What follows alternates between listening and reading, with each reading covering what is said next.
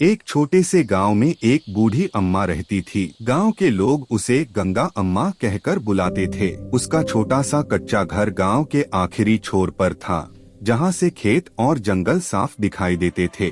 अम्मा बहुत गरीब थी। उसके पास न ज्यादा जमीन थी, न कोई कमाने वाला। उसका बेटा कई साल पहले शहर कमाने गया था, लेकिन फिर कभी वापस नहीं आया। लोग कहते थे कि शायद वह किसी हादसे का शिकार हो गया, पर अम्मा आज भी दरवाजे पर बैठकर उसकी राह देखती थी। हर सुबह अम्मा सूरज निकलने से पहले उठ जाती, हाथ मुंह धोकर छोटे से मंदिर में दिया जलाती और भगवान से बस एक ही प्रार्थना करती, हे प्रभु, मेरे बेटे की रक्षा करना।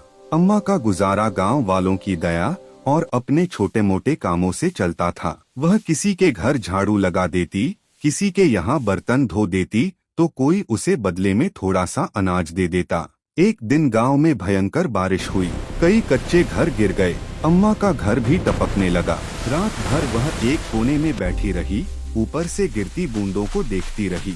उसके पास नया घर बनाने के लिए पैसे नहीं थे।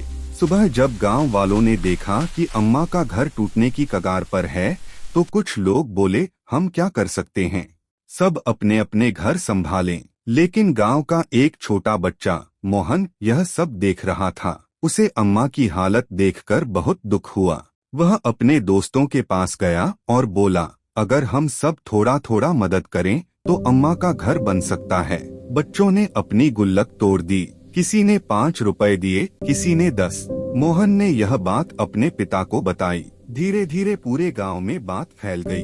गांव वालों को अपनी गलती का एहसास हुआ। सबने मिलकर अम्मा के लिए नया घर बनाने का फैसला किया। कोई लकड़ी लाया, कोई मिट्टी, कोई छप्पर। कुछ ही दिनों में अम्मा का नया छोटा सा घर बनकर तैयार हो गया। जब अम्मा ने अपना नया घर देखा तो उसकी आंखों से आंसू बह निकले। उसने कांपते हाथों से सबको आशीर्वाद दिया। तुम सब खुश रहो, अम्मा बोली, भगवान तुम्हें कभी दुख न दे। उस दिन के बाद गांव में एक नई शुरुआत हुई। लोगों ने समझ लिया कि अगर हम मिलकर रहें तो कोई भी गरीब या अकेला नहीं रहेगा। अम्मा अब भी हर सुबह दिया जलाती थी, लेकिन अब उसकी प्रार्थना बदल गई थी। वह कहती, हे प्रभु, इस गांव को हमेशा एकजुट रखना।